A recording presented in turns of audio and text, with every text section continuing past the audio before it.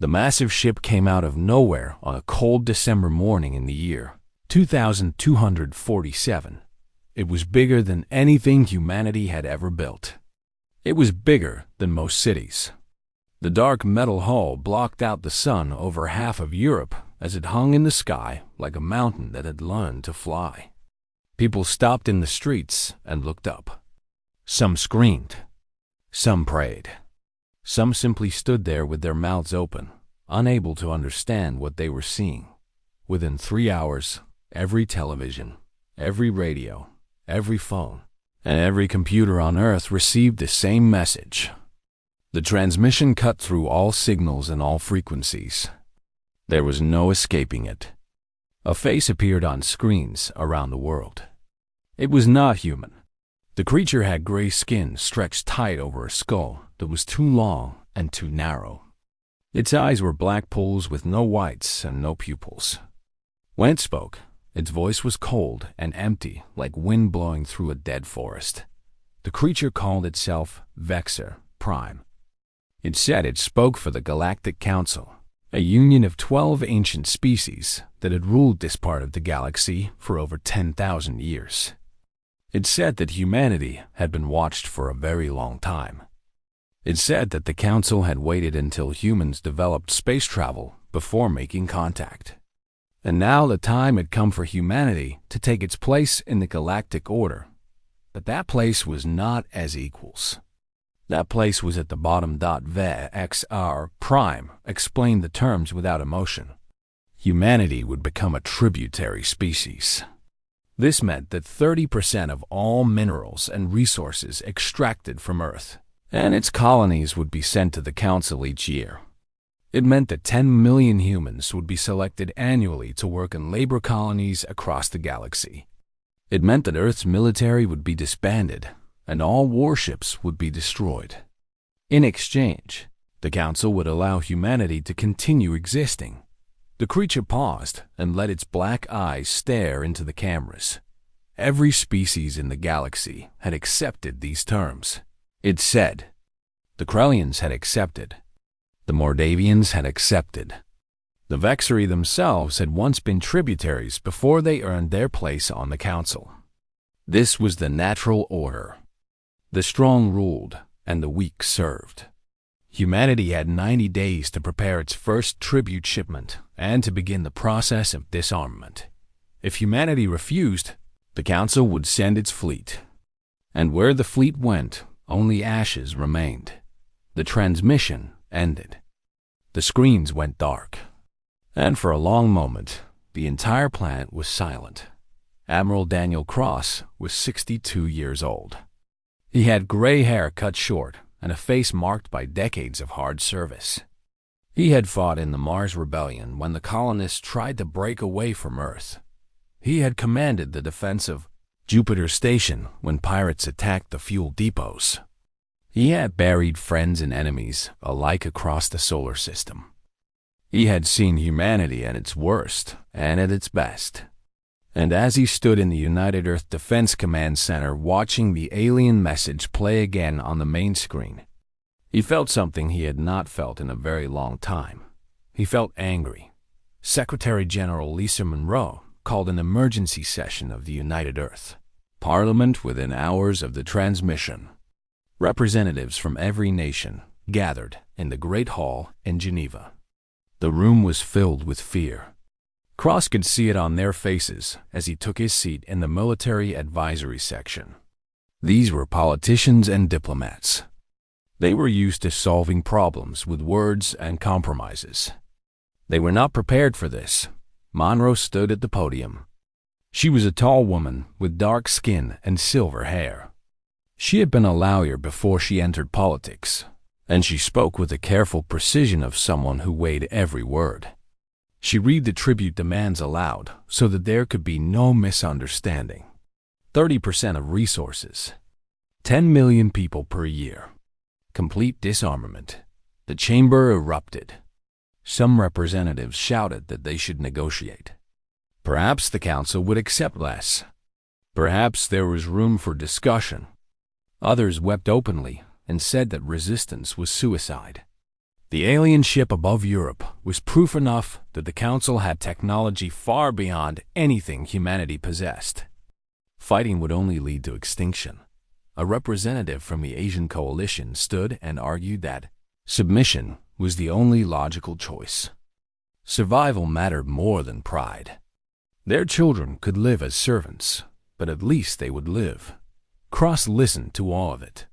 He listened to the fear and the desperation and the willingness to bend. And when there was a pause in the shouting, he stood up. The room went quiet. Everyone knew who Daniel Cross was. Everyone knew what he had done for Earth over 4 decades of service. When he spoke, people listened. He walked slowly to the front of the chamber. He did not ask for permission. He simply took his place beside the podium and looked out at the assembled representatives of humanity. He told them that he understood their fear. He told them that the alien ship was terrifying and that the Council's power was real. He did not pretend that fighting would be easy or that victory was certain. He was a soldier, not a fool. But then he asked them a question. He asked them to think about every struggle humanity had ever faced. He asked them to remember the ice ages when their ancestors had survived with nothing but fire and stone tools. He asked them to remember the plagues that had killed millions and the wars that had nearly destroyed civilization. He asked them to remember every time someone had told humanity that the situation was hopeless and that surrender was the only option. And then he asked them what their answer had always been. Humanity did not crawl out of the caves and cross the oceans and reach for the stars just to become slaves, he said. Humanity did not survive ice and fire and blood just to kneel before some council of aliens who thought fear was the same as power. He looked at the representative who had argued for submission. Your children might live as servants, he said, but they would not be living. They would just be existing. And that was not something he was willing to accept. Secretary General Monroe called for a vote. The question was simple. Would humanity submit to the Council's demands, or would humanity refuse? The vote was unanimous.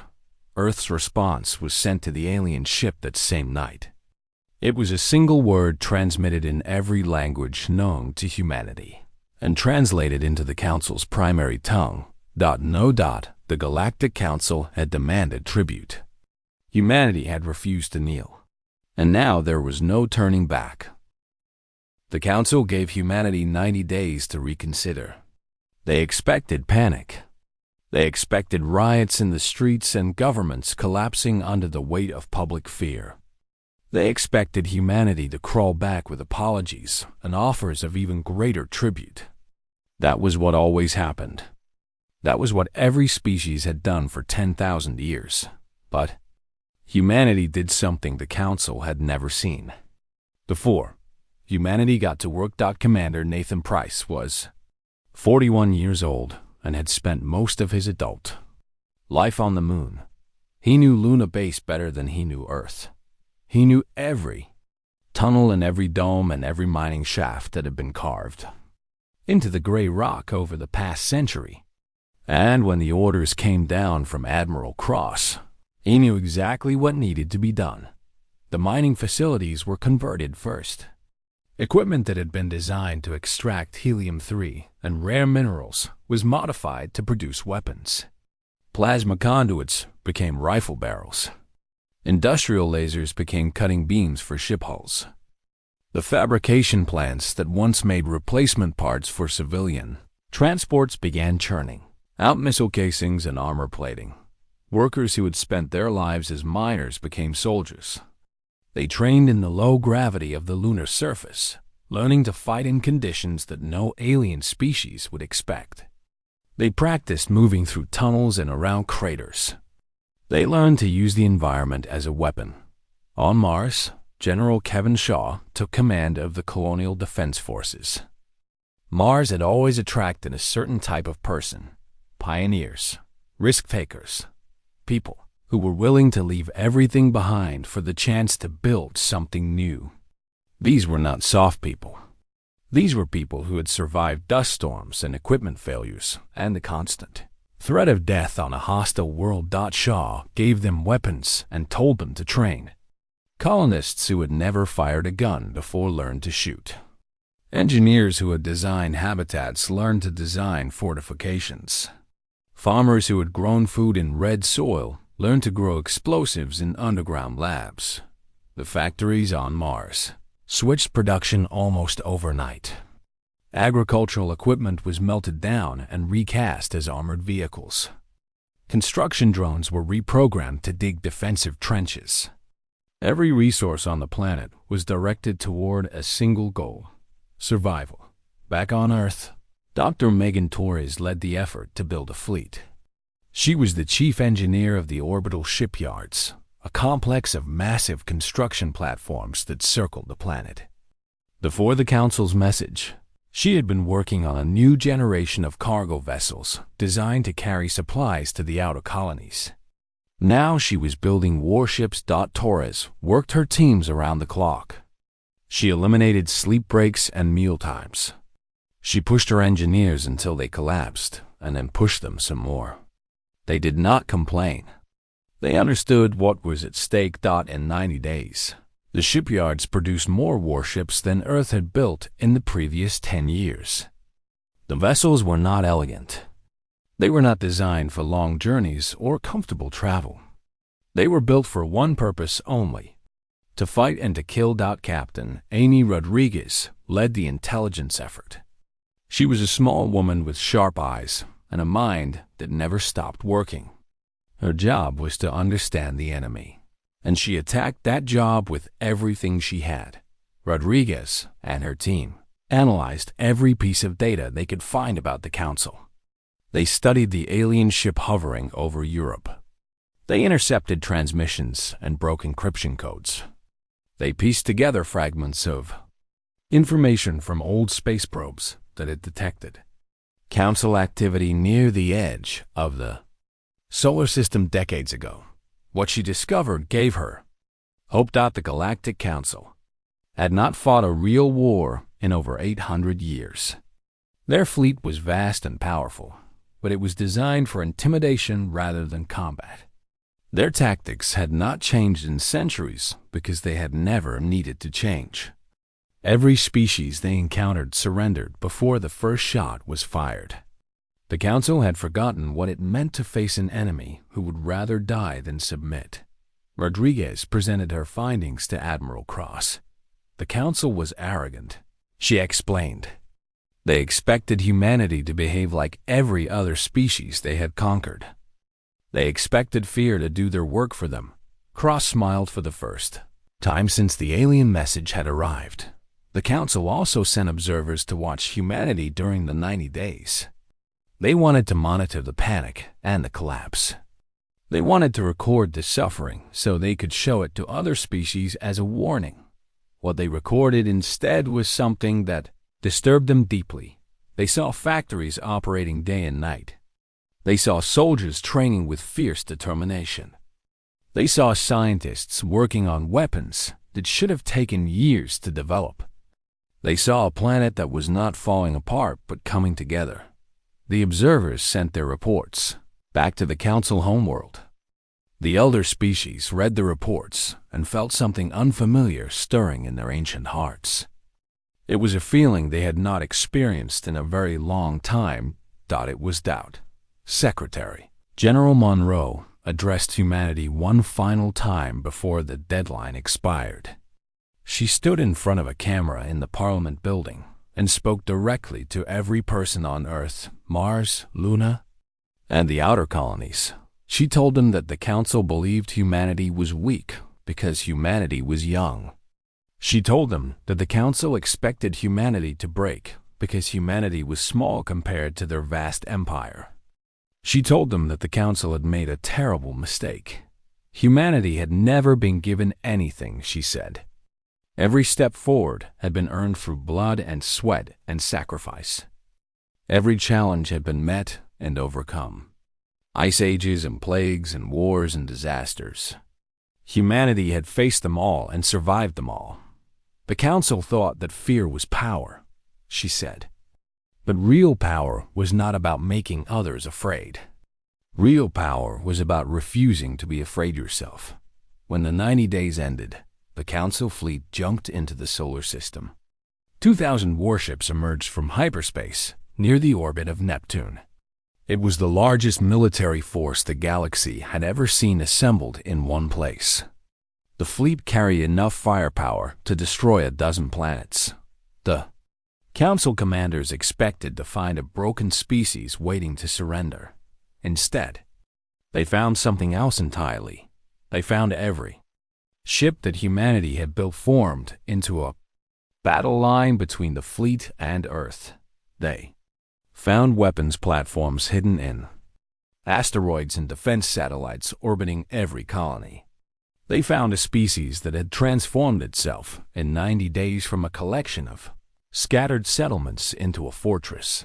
And at the head of the human fleet, Admiral Daniel Cross sat on the bridge of his carrier and watched the Council armada approach. He opened a channel that every ship on both sides could hear. "Come and take it," he said. The Battle of Earth was about to begin. The first shots were fired near the asteroid belt. Hidden among the tumbling rocks were weapons platforms that humanity had placed there in secret during the 90 days of preparation. The platforms were simple things. Just railguns bolted to chunks of metal with basic targeting computers. But simple did not mean weak. The Council fleet moved in standard formation. It was the same formation they had used for 800 years. Large capital ships in the center with smaller escorts spread out in protective rings. The formation was designed to look impressive and intimidating. It was designed to make enemies surrender before combat even began. Council commanders did not expect the asteroids to start shooting. The first railgun round was a chunk of iron accelerated to 5% of light speed. It hit a Council cruiser dead center and punched through the hull like a needle through paper. The ship's shields were designed to absorb energy weapons. They were not designed for solid projectiles moving faster than anything the Council had ever faced. 12 Council cruisers were destroyed in the first 30 seconds. The explosions lit up the darkness of space like new stars being born. Admiral Cross watched from the bridge of his carrier, the Defiance. The ship was not beautiful. It was a blocky mass of armor and weapons, cobbled together from cargo vessels and mining platforms. But it was tough, and it was deadly. Beside him stood Commander Nathan Price and Lieutenant Chris Palmer, his tactical officer. They had trained together for weeks. They had run simulations and planned strategies and prepared for every possible scenario. Now it was time to see if their preparations would be enough. Cross gave the order to advance. The human fleet moved forward into the chaos of the asteroid field. The Council ships were larger and more powerful, but the asteroids made their size a disadvantage. They could not maneuver quickly enough to avoid collisions. They could not track the smaller human vessels darting between the rocks. Lieutenant Heather Simmons led the first fighter squadron into battle. Her squadron was called the Ghost Riders, and they lived up to their name. The small craft weaved through enemy formations like spirits, appearing from nowhere and vanishing before the Council gunners could target them. Simmons targeted engine cores and weapon systems. She did not try to destroy the massive Council ships outright. That would have been impossible. Instead, she crippled them. A ship without engines was a sitting target. A ship without weapons was useless. Her squadron took losses. Good pilots died in flashes of fire and debris. But they kept fighting. They kept attacking. They gave the Council something they had not experienced in centuries: fear. The Council commander was a Krellian named Torvin. He was old even by Krellian standards, and he had commanded fleets for longer than humanity had possessed space travel. He had never lost a battle. He had never even come close to losing. Now he watched his cruisers burn and felt something cold spreading through his chest. Torvin ordered a full assault on Earth itself. If the humans would not surrender their fleet, he would destroy their homeworld. He would burn their cities and boil their oceans and leave nothing but ash and memory. Then the fleet would have nothing left to protect. The Council bombers broke from the main formation and accelerated toward the blue planet hanging in the distance. There were hundreds of them, enough to level every continent, enough to end human civilization in a single day. But General Kevin Shaw was waiting. Orbital defense platforms activated across Earth's sky. Some were old military satellites that had been upgraded with new weapons. Others were civilian stations that had been converted during the 90 days. All of them opened fire at once. Ground-based laser arrays joined the assault. Massive installations that drew power directly from fusion reactors sent beams of concentrated light into space. Missile silos hidden in mountains and under oceans launched their payloads.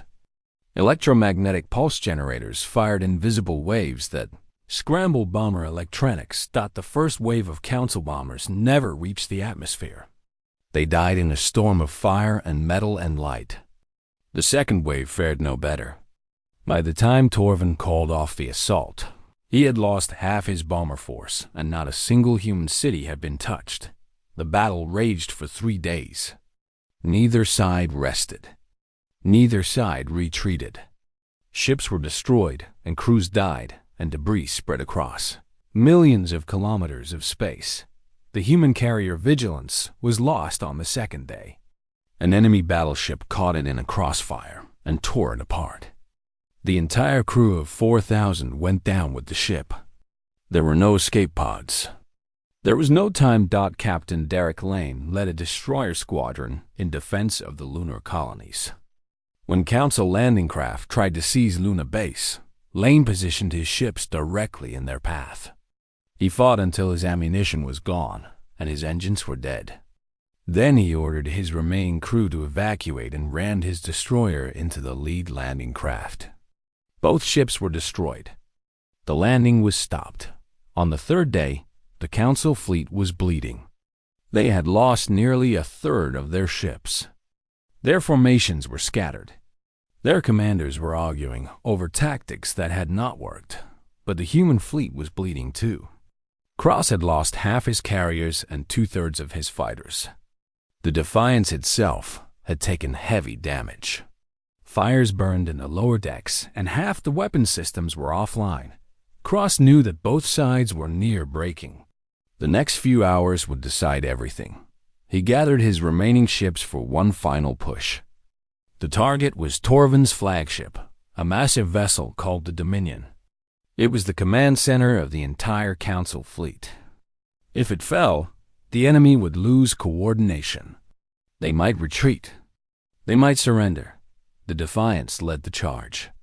It was joined by every human ship that could still fight. They formed a wedge and drove straight into the heart of the Council formation. Torvin tried to flee. He ordered his flagship to jump to hyperspace. But human fighters had already disabled his jump drives. He was trapped. Cross opened a communication channel. His face appeared on screens across both fleets. He was covered in dust and blood from a head wound. But his eyes were clear and his voice was steady. "You wanted tribute," he said to Torvin. "Here it is." He ordered the Defiance to full speed and aimed directly at the Dominion. The two ships collided. Cross detonated the carrier's reactors. The explosion consumed both vessels in nuclear fire. Admiral Daniel Cross died in that fire. But so did Torvin. And so did the Council's hope of victory. The remaining Council ships fled. They jumped to hyperspace and ran back to their masters with tales of horror and defeat. Humanity had won the Battle of Earth, but the war was far from over. The news of the defeat spread across the galaxy faster than any ship could travel.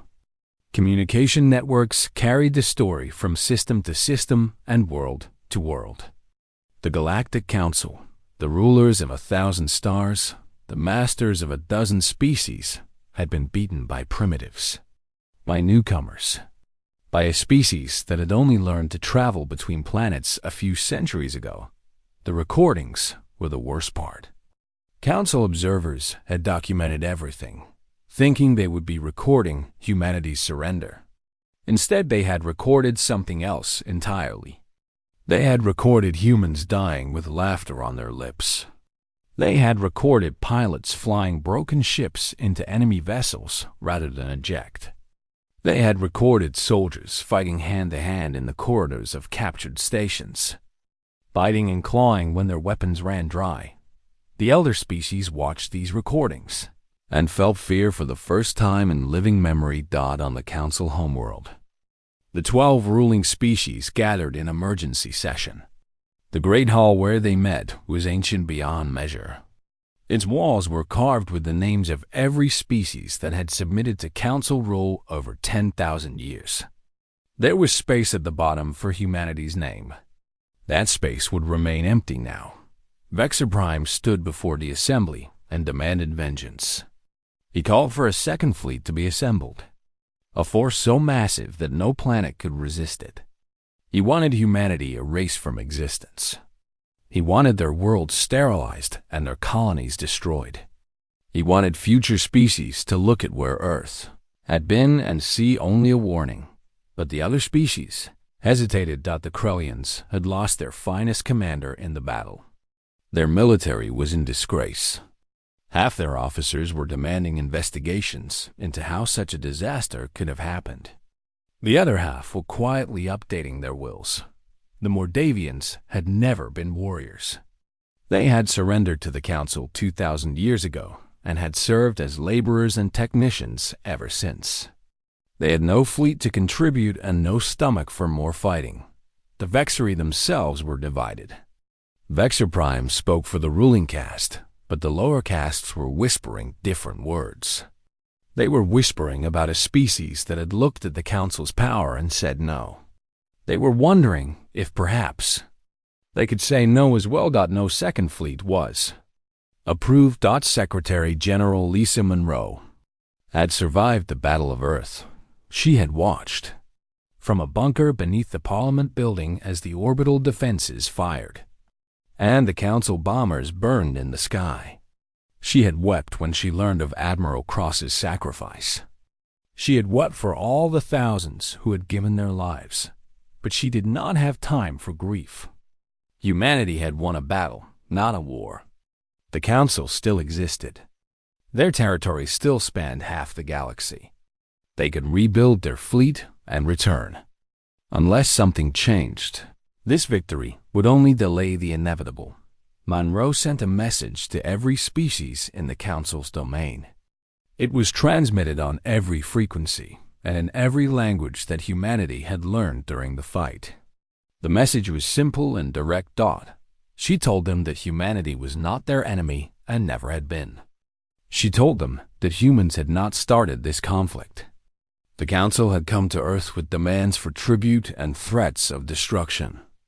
Humanity had simply refused to accept slavery. She told them that the Council could be beaten.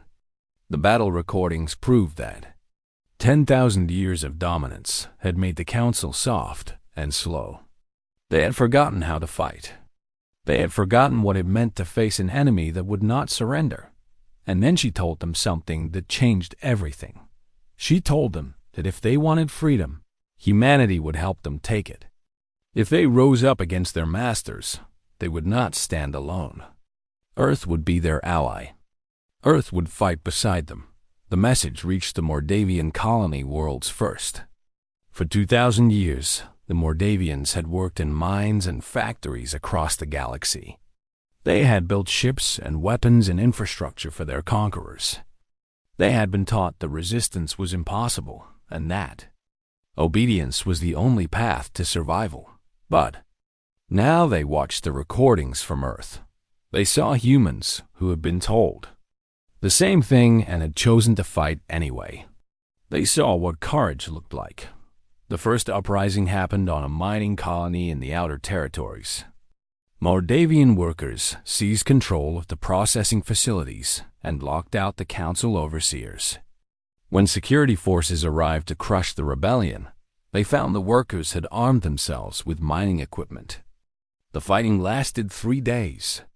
The Mordavians won. More uprisings followed. Factory worlds stopped producing. Transport routes were disrupted. The flow of tribute that kept the council running began to slow. The Vexury labor castes were next. They were the ones who built the council's ships and maintained its stations. Without them, the machinery of empire ground to a halt. They did not fight with weapons. They simply stopped working. They sat down in their workshops and refused to move. The council could not kill them all. There would be no one left to fix anything. The Krellian military fractured into civil war. One faction blamed the defeat at Earth on poor leadership and demanded changes. Another faction wanted to execute the surviving officers for cowardice. A third faction quietly began making contact with human diplomats. Ambassador Nicole Grant traveled to neutral space to meet with representatives of the rebelling species. She was a young woman who had been a trade negotiator before the council's arrival. She had never expected to be making deals that would reshape the galaxy. She carried a simple proposal: alliance. The Mordavians agreed immediately. They had the most to gain and the least to lose. They were already fighting and already dying. Human support would give them a chance to actually win. The Trellic were more cautious. They were a small species with only 3 colony worlds. They feared council retaliation if they joined an alliance that failed. Grant promised them protection. She promised that humanity would not abandon its friends. The sanctuary worlds were a collection of species that had been too small or too weak to resist the council on their own. They had been reduced to servant status centuries ago. They had almost forgotten what freedom felt like. Grant reminded them. One by one, they agreed. Mordavians, Trellic, sanctuary worlds. Free Vexury, who had escaped their caste system. Former Krellian officers who had chosen honor over loyalty. The alliance was born in a small station orbiting a neutral moon. It had no official name at first. The representatives simply called it the Coalition. It was small and fragile and faced an enemy that still controlled most of the galaxy. But it was growing. And the council was shrinking. Secretary General Monroe received word of the alliance formation in her office on Earth. She read the report and allowed herself a small smile. The Galactic Council had made a mistake when they came to Earth. They had thought they were dealing with just another species waiting to be conquered. They had not understood that sometimes the smallest spark can start the largest fire. Now that fire was spreading, and it would not stop until the council burned. 2 years passed since the Battle of Earth. 2 years of war and diplomacy and sacrifice. 2 years of slow, grinding progress as the Coalition pushed back against Council territory system by system and world by world. The Council was wounded but not dead. They still controlled the core systems. They still had the largest fleet in the galaxy. They still believed they could win. The final confrontation would happen at Nexus Prime, the Council's capital system. It was the oldest continuously inhabited system in the galaxy. The homeworld of the Vexury ruling caste orbited a yellow star at its center. The planet was covered in ancient cities and towering monuments to 10,000 years of dominance. If the council fell here, they fell everywhere. Fleet Admiral Nathan Price stood on the bridge of the command ship Unity. He had been Cross's second during the Battle of Earth. He had survived that nightmare by pure luck, when his ship was one of the few that avoided destruction. The weight of command had been given to him after Cross's death, and he had carried it every day since. The Allied fleet gathered at the edge of the system. 1,500 warships from a dozen species. Human carriers and destroyers. Mordavian dreadnoughts built in secret in the mines their people had once worked as slaves. Trellic cruisers fast and light like the species that crewed them. Free Vexury vessels stolen from council shipyards by defectors, who had chosen freedom over caste. it was the largest Allied fleet ever assembled. It was still outnumbered 2-1. The Council had gathered everything they had left. 3,000 ships defended Nexus Prime. Every species that still remained loyal had contributed vessels. The fleet was positioned in defensive formations around the planet. They were not going to repeat the mistakes of the Battle of Earth. This time, they would not underestimate their enemy. Secretary General Monroe watched from the Unity as the battle began. She was too old for combat and too important to risk, but she had insisted on being present. If humanity was going to write the final chapter of this war, she wanted to witness it. The first wave of the assault was brutal. Price sent his fastest ships forward to draw enemy fire. The Trellick cruisers started through council formations, weaving between larger vessels and launching missiles at close range. They died by the dozens, but they opened gaps in the defensive lines. Mordavian dreadnoughts followed. These were massive ships, slow but nearly impossible to destroy. The Mordavians had built them in secret over the past 2 years using knowledge they had gained from centuries of building council vessels. They knew every weakness in enemy designs, because they had been forced to fix those designs for generations. The Dreadnought Liberator led the assault. It pushed through concentrated fire that would have destroyed any other ship. Its hull cracked and burned, but it kept moving. It absorbed damage meant for the carriers behind it. When its weapons finally fell silent, it had taken 17 enemy ships with it. The crew fought until the last section lost atmosphere. None of them surrendered. None of them tried to escape. Human fighters entered the battle in swarms. Lieutenant Samantha Drake led the assault wing designated to breach the planetary defenses. She was 26 years old and had been a shuttle pilot before the war. She had learned to fight in the burning skies above Earth 2 years ago. She had lost friends and found purpose in equal measure. Her squadron punched through the orbital defenses and entered the atmosphere of Nexus Prime. Council interceptors pursued them through towering clouds and across mountain ranges. Drake lost half her pilots in the first 10 minutes. She kept flying. The target was the planetary shield generator. It was a massive installation built into the tallest mountain on the northern continent. The shield protected the council chamber where the 12 ruling species cowered and watched their empire crumble. As long as the shield stood, ground forces could not land. Drake made 3 attack runs. The first 2 failed. Defensive fire was too heavy, and her remaining pilots were too few. On the 3rd run, she ordered her squadron to fly in close formation directly at the generator's main power coupling. 4 pilots went in. Only Drake came out. The generator exploded behind her as she climbed back toward orbit. The planetary shield flickered and died. Ground forces landed within the hour. Sergeant Paul Hendricks led the assault on the council chamber itself. He was a Marine who had fought on Luna during the Battle of Earth. He had been in the tunnels when Council landing craft tried to seize the base.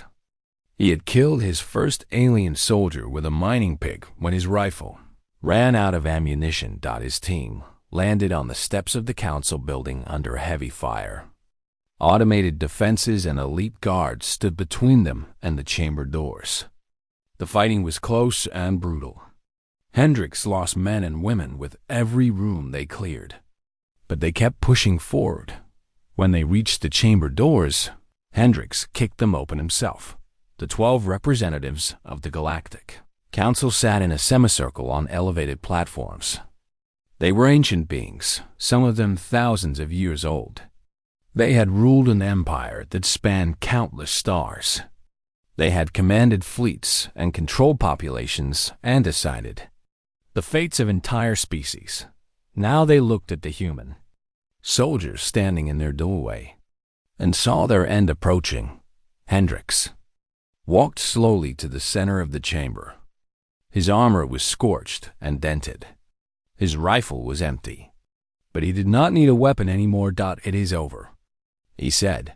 The Council surrendered. The war ended not with a final explosion, but with a quiet document signed in the chamber where so many species have been sentenced to servitude.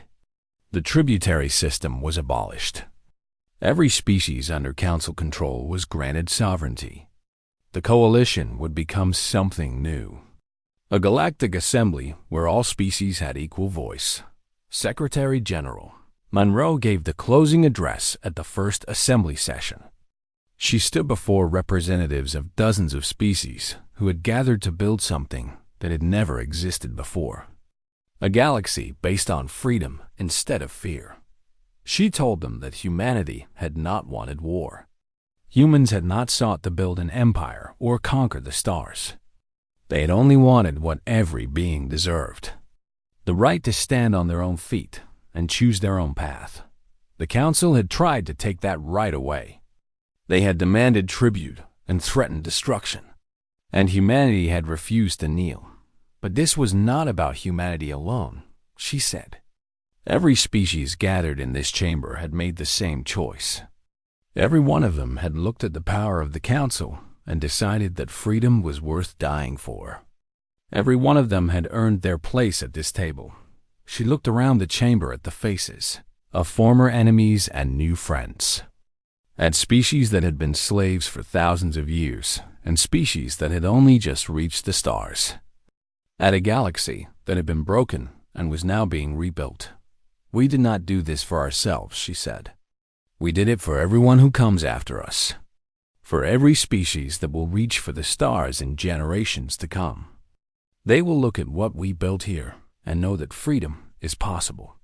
They will know that no matter how powerful the enemy seems, courage is stronger than fear. The assembly rose in applause. Humanity had refused to kneel, and in doing so, they had taught the galaxy to stand.